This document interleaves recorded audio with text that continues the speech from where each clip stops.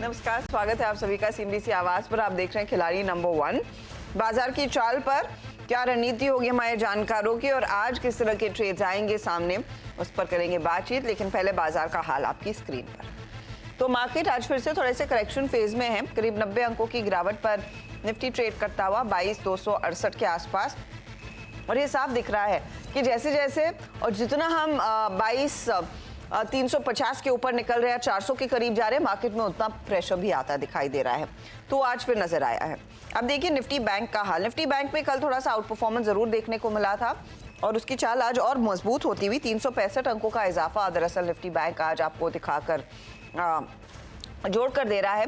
लेकिन mid caps गिरावट के घेरे में आए हैं और मिड कैप के गिरने के पीछे एक तो कल जो एक्शन आईएफएल फाइनेंस के खिलाफ लिया गया, दूसरा आज जो जेएम फाइनेंशियल के खिलाफ आरबीआई ने स्टांस लिया है, उसका कहीं ना कहीं तार जुड़े हैं। क्योंकि क्लियरली यहाँ पर थोड़ा सा डर है कि ओवर एक्सपोजर शायद मिड कैप्स में आ गया, कुछ आरबीआई और सेबी को सख्ती बरतनी पड़ रही है, ऐसे आसार बन रहे हैं। तो यहाँ पर इंडेक्स कुछ करेक्ट कर रहा है। एडवांस डिक्लाइन रेशियो आप देखेंगे, एक बढ़ने वाले शेयर के सामने 7 आपको 7.5 8 गिरने वाले स्टॉक्स दिखेंगे। इतनी गिरावट मार्केट में देखने को मिली है। लेकिन मार्केट को अगर सपोर्ट मिला है वो बैंकिंग काउंटर्स की तरफ से ही मिला है और चारों गेनर्स देखिए निजी बैंक है, आईसीआईसीआई, एक्सिस, कोटक और एचडीएफसी बैंक। मुनाफा वसूली में ऑफकोर्स आज कुछ एचपीबीपी, आईओसी टाइप्स में बुकवाली, रिलायंस में थोड़ा सा बैकफुट पर ट्रेड, आईटीसी और साथ ही टाटा स्टील में भी कुछ नुकसान पर ही कारोबार बनता दिखाई दिया है। ये है अब तक की स्थिति। अब ऐसे में हमारे जानकारों की क्या रणनीति रहेगी, किस तरह के ट्रेड्स वो फिलहाल फोकस में रख रहे हैं, सब पर बातचीत होगी। पहले लेकर आते हैं कल तक का परफॉर्मेंस। और सोनी पटनायक ने करीब 4.2% तक के रिटर्न्स आपको कमा कर दिए। अमित त्रिवेदी 1% के रिटर्न्स पर बैठे हैं। आशीष कयाल 0.89%, नियरली आप 1% ही समझ कर चले। तो ये है कल तक की स्थिति। आज की सिचुएशन कैसे पड़े अमित, क्या लग रहा है स्पेशली मिड कैप्स में जो शेकआउट हो रहा है?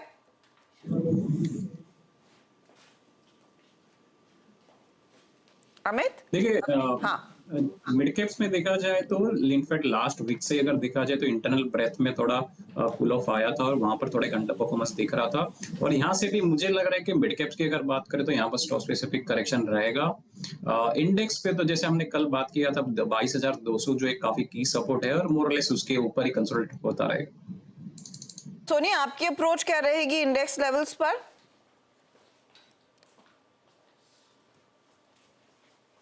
सोनी आपकी अप्रोच? जी, गुड मॉर्निंग हर्षदा जी। यहाँ पे हम देखेंगे तो निफ्टी मुझे लगता है कि कंसोलिडेट करेगा टुवर्ड बिटवीन 22,200 और 22,400 का एक रेंज बना हुआ है। 22,400 के ऊपर ही एक अप मूव की राइट बन सकती है यहाँ पे, बट ज्यादा फोकस बैंक निफ्टी में रहेगा। बैंक निफ्टी यहाँ से स्ट्रॉन्ग लग रहा है। 48,200 के निकाल पाता है बैंक निफ्टी तो वहां से 48,600, 49,000 लेवल्स को भी टेस्ट कर सकता है। और काफी स्ट्रॉन्ग सपोर्ट बने हुए हैं बैंक निफ्टी में। 47,500 का भी एक अच्छा सपोर्ट बना हुआ है बैंक निफ्टी में। सो आई थिंक फोकस यहाँ पे बैंक निफ्टी लीड कर सकता है, निफ्टी को सपोर्ट वहीं से मिल सकता है। बैंक निफ्टी करेगा लीड, सपोर्ट वहीं से आता हुआ दिखाई देगा, तो बैंक निफ्टी वाले ट्रेड्स पे ज्यादा ध्यान दिया जाए। आशीष आपकी अप्रोच क्या रहेगी? देखिए ओवरऑल जो इंडेक्स में सेलिंग प्रेशर दिख रहा है, लेकिन इंटरेस्टिंग चीज ये है कि निफ्टी जहां सेलिंग प्रेशर दिखा रहा है वहां पर बैंक निफ्टी आउट परफॉर्म कर रहा है। तो यहाँ पर ज्यादा गिरावट वाला मूड मार्केट का लगता नहीं है, ये रेंज में फंसा हुआ है। नीचे में जो निफ्टी का सपोर्ट आता है वो करीबन 22,200 के आसपास का एक इंपॉर्टेंट सपोर्ट है, शॉर्ट टर्म सपोर्ट है। और ऊपर में जो हर्डल है वो 22,400 पे। 22,400 पे हमने कॉल ओपन इंटरेस्ट भी बिल्डअप होते हुए देखे, तो यहाँ पर गुंजाइश है कि 22,400 को निकालना इतना आसान नहीं होगा। और साथ ही में 22,300 पे कॉल और पुट दोनों एक्टिव है, इसका मतलब शॉर्ट स्ट्रेडल है मार्केट में कल की एक्सपायरी के लिए। तो रेंज बाउंड लग रहा है मेरे हिसाब से यहाँ पे 22,200 से 22,400 के बीच में।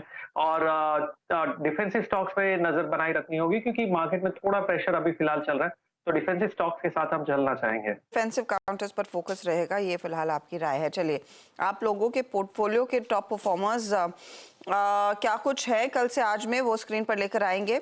नहीं, मुझे नहीं लग रहा ऐसा कोई एक ट्रेड बना जिसमें बहुत तगड़ी तेजी बनती हुई दिखाई दी हो। तो ट्रेड्स पर उतरते हैं। आशीष ने इनफैक्ट कल मुझे याद है क्लीन साइंस दिया था, कल ही एग्जिट कर लिया 14-11 के आसपास। और फिर बैंक ऑफ महाराष्ट्र कल से आज में लाए थे, लेकिन 211 पर इन्होंने प्रॉफिट बांध लिया है। आशीष, आज का नया ट्रेड?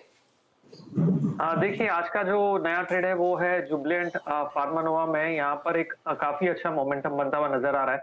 और जैसे कि मैंने कहा कि यहाँ डिफेंसिव स्पेस में आज बाइंग निकल सकती है, तो फार्मा स्पेस अच्छा लग रहा है। यहाँ पर इस स्टॉक ने एक अपने 20 डेज एवरेज से बाउंस बैक भी दिया है और शायद गुंजाइश है थर्ड वेव की शुरुआत कर सकता है, जो कि काफी स्ट्रांग हो सकती है।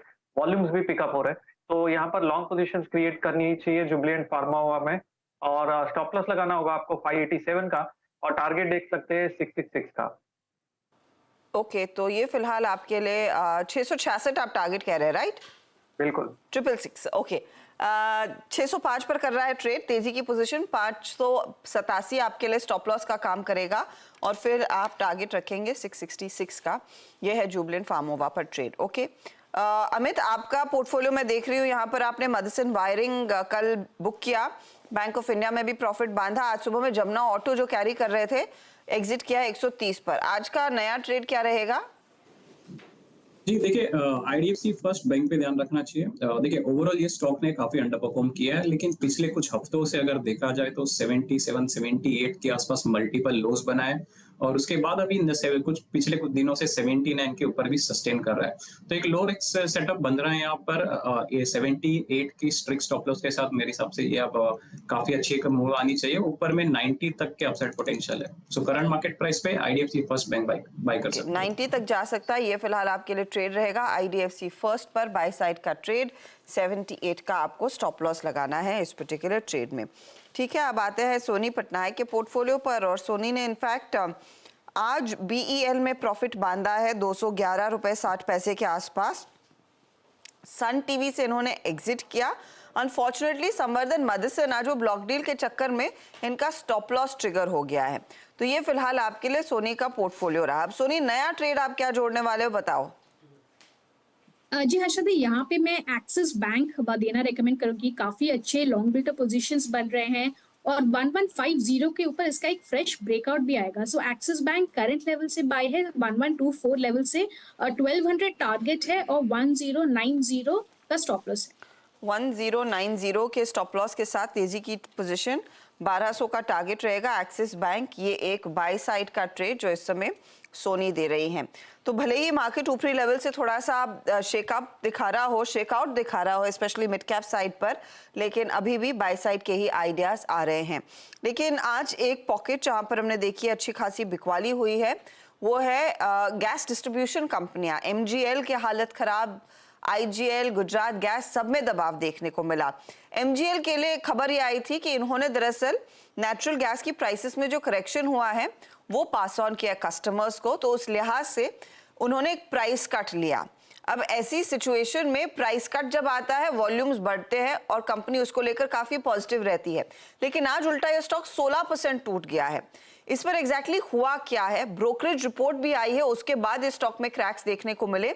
क्या कहा जा रहा है, क्या कंसर्न्स हैं? आशीष हमारे साथ है बताने के लिए। आशीष, बताइए, इतना क्यों पिट रही हैं ये कंपनियां? इनफैक्ट इस ब्रोकरेज रिपोर्ट को पढ़ने के बाद तो मुझे 2.5 रुपए के कट पे भी सवाल उठ गया है कि वाकई इनपुट कॉस्ट कम हो रहे थे इसलिए पास ऑन है, या गाज गिरने वाली थी इसीलिए तैयारी करी है। दरअसल रिपोर्ट सिटी की आई है, डाउनग्रेड करा है महानगर गैस लिमिटेड एमजीएल का काउंटर। सेल की रेटिंग प्रीवियस लक्ष्य था 1480 का, उसे घटाकर 1405 कर दिया। पर खैर ये कल स्टॉक 1565 पे क्लोज हुआ था, और आज इस तरह का दबाव है कि इनका जो टारगेट था उसके कहीं नीचे जाके अब ये कामकाज करता हुआ। इंटरेस्टिंग रिपोर्ट है। ये कह रहे हैं रेगुलेटरी रिस्क मार्जिन्स पे बढ़ रही है, और वो एक बड़ा कैटलिस्ट के तौर पे वॉच आउट करेंगे इसको। क्यों कंसर्न है? दरअसल ऑयल मिनिस्टर साहब हरदीप सिंह पुरी साहब के स्टेटमेंट जो हाल के आए उसको लेकर चिंताएं बढ़ रही हैं। ऑयल मिनिस्टर साहब ने कहा है कि जो हमने गैस रिफॉर्म्स किए थे उसका benefit and consumer, and customer तक नहीं पहुंच रहा है। ये जो सिटी गैस डिस्ट्रीब्यूशन कंपनीज हैं ये बेहतर प्रॉफिट्स अभी भी इंजॉय कर रही हैं, और अगर ऐसे ही चलता रहा तो कस्टमर्स तक बेनिफिट पास ऑन करने के लिए हमें, यानी कि इस केस में सरकार को, कुछ ड्रास्टिक स्टेप्स उठाने पड़ेंगे। अब ड्रास्टिक स्टेप्स को सिटी ने ट्रांसलेट करा है। वो कह रहा है या तो फिर इसका मतलब कि इनकी एक्सक्लूसिविटी पर सवाल या निशान। अब जैसे एमजीएल मुंबई के आसपास के रीजन्स में इकलौती कंपनी जो ऑपरेट करती है, कंपटीशन लेकर बैठ जाएंगे, और दूसरी दिक्कत, जो लार्जर दिक्कत है, वो मार्जिन सस्टेन होना बड़ा मुश्किल हो जाएगा इन कंपनीज के लिए, वो कंसर्न के तौर पर उतरेगा। और एमजीएल पर रिपोर्ट इसलिए निकाली थी कि उनका कहना था ये सबसे ज्यादा ससेप्टेबल है, इसके मार्जिन प्रीमियम कमांड करते हैं बाकियों के सामने, इसलिए दिक्कत सबसे ज्यादा इसके सामने है। पर क्योंकि मिनिस्टर के सेंटेंस को, स्टेटमेंट को एक्सट्रापोलेट करके हम इस तरह से 16% के दबाव के साथ रिएक्ट कर रहे हैं, ये पूरी इंडस्ट्री वाइड कंसर्न हो सकती है। इसीलिए आप आईजीएल, इसलिए आप गुजरात गैस को भी आज दबाव के साथ ट्रेड होता हुआ देख रहे हैं। मार्जिन सबसे ज्यादा इसी के प्रेशर में आएंगे। इनफैक्ट आशीष, मैं देख भी रही थी पिछले क्वार्टर में करीब 28% के मार्जिन थे और हम कह रहे थे कि थोड़ा सा दबाव आया क्योंकि 30% से घटकर इनके मार्जिन 28% पर आए थे, इसीलिए एमजीएल पर ज्यादा गाज गिरती हुई। वाकई में इस रिपोर्ट के बाद हमने देखा है पूरी तरह से बिखर गए हैं काउंटर्स। शुक्रिया आशीष इस अपडेट के लिए। सोनी, स्थिति कितनी बिगड़ी हुई दिख रही है एमजीएल, आईजीएल, गुजरात गैस में? चार्ट्स पर क्या इंडिकेशन, और खासतौर से जो स्टॉक 16% टूटा है एमजीएल का? जी हर्षदा जी, यहाँ पे अगर हम देखेंगे चार्ट्स पे एमजीएल काफी वीक है और एक 100 ईएमए को टेस्ट करते हुए नजर आ रहा है, जो कि 1295 1300 के रेंज में है। और यहाँ पे शॉर्ट बिल्टअप भी बन रहे हैं, सो मेरे ख्याल से रिवर्सल आपको तभी कंफर्मेशन आएगा जब वो 1420 को दोबारा क्रॉस कर पाएगा। तब तक के लिए वीक रहेगा, सेलिंग प्रेशर बने रहेगा।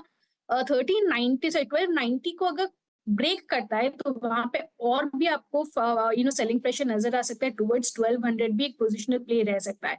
सो थोड़ा सा अवॉइड करना बेटर रहेगा और पोजिशनल प्ले के लिए 1420 को क्रॉस करने का इंतजार करना बेटर है। तो शॉर्ट साइड में अब मौका मिलेगा या हो गया जो ट्रेड होना था? आई थिंक कभी मौका मिल सकता है, एक हल्के से अगर ब्रेक करता है यहाँ पे फर्दर 1295 को ब्रेक करता है तो वहां पे और थोड़ी शॉर्ट बनने के मौका मिल सकता है। बट यहाँ पे अगर हम देखेंगे तो 1350 का इमीडिएट बेसिस पे आपको एक रेजिस्टेंस मिलेगा, अगर वो खींच सकता है तो आगे पीछे होके थोड़ा सा यहाँ पे डिफिकल्ट रहेगा। सो अवॉइड कीजिए, 1295 ब्रेक होता है तो ही उसके नीचे आप फर्दर शॉर्ट्स के लिए देख सकते हैं, वरना थोड़ा अभी अवॉइड करना बेटर है। ओके, अभी नया ट्रेड नहीं लेंगे, ना तेजी की तरफ ना मंदी की तरफ। तेजी तब करनी है जब भी 1420 के ऊपर निकले, और जब तक 1290 होल्ड कर रहा है मंदी का सौदा नहीं लेना है। मंदी आपने सुबह में कर ली है तो होल्ड कीजिए, राइड कीजिए उस पर्टिकुलर ट्रेड को। ये है फिलहाल सिचुएशन महानगर गैस के लिए।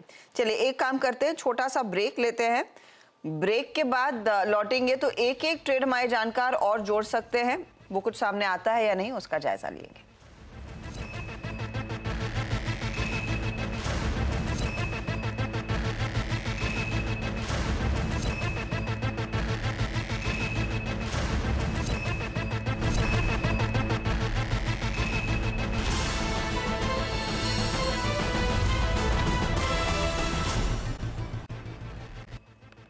आप देख रहे खिलाड़ी नंबर 1, हमारे जानकारी एक एक ट्रेड अपने पोर्टफोलियो में और जोड़ सकते हैं। सोनी, कुछ आइडेंटिफाई किया है या टाइम लेंगे? जी हर्षदा जी, यहाँ पे थोड़ा सा वेट करना पसंद करूंगी, थोड़ा मार्केट सेटल हो जाए फिर आई कैन ब्रेक। आशीष? फिलहाल तो वेट करेंगे क्योंकि दबाव बना हुआ है इंडेक्स पे और यहाँ पे शायद सेलिंग प्रेशर थोड़ा हो सकता है, तो वेट करेंगे डिप्स का देखने के लिए। ओके, डिप्स का और इंतजार करेंगे। अमित, आपका क्या प्लान है? जी है 2-3 स्टॉक रडार पे है, लेकिन मैं भी वेट करूंगा, अगर सेकंड हाफ में अगर स्टेबिलिटी आता है तो इनिशिएट करूंगा। ओके, तो मार्केट जब स्टेबल हो जाए और सेकंड हाफ में होपफुली वो हो, तभी नया ट्रेड दिया जाएगा। ध्यान रखिएगा आज वैसे भी बैंक निफ्टी की एक्सपायरी वाला दिन है, बुधवार का ट्रेड है, तो you never know, second half में कुछ एक्शन बनता हुआ दिखाई दे सकता है। चलिए, जो ट्रेड्स आए हैं, एक एक स्टॉक जो हमारे जानकारों ने जोड़े हैं उसका मैं रिकैप आपके सामने कर देती हूँ पेश। ये आया आशीष का पोर्टफोलियो, तो जुबलेंट फार्मोवा में इन्होंने ट्रेड लिया है, 666 स्टॉप लॉस टारगेट है, स्टॉप लॉस 587 का रहेगा। क्या कंट्रीब्यूट कर रहा है काउंटर? करीब 0.02%, तो ठंडा ही है। अगला है सोनी का ट्रेड, एक्सिस बैंक, और एक्सिस बैंक में थोड़ा सा मोमेंटम है बाकी सरकारी बाकी निजी बैंकों के साथ, तो 1200 का टारगेट और 1090 का स्टॉप लॉस यहाँ पर आता हुआ, और इधर करीब 0.27% तक का योगदान आ रहा है। अमित ने भी आईडीएफसी फर्स्ट पर ही फोकस किया, 90 का टारगेट है, इनका स्टॉप लॉस करीब 78 का, और इधर जो रिटर्न्स बन रहे हैं वो अब आपकी स्क्रीन पर आ जाएंगे। थोड़ा सा ड्रैग करा है, 0.12% का काउंटर इस समय।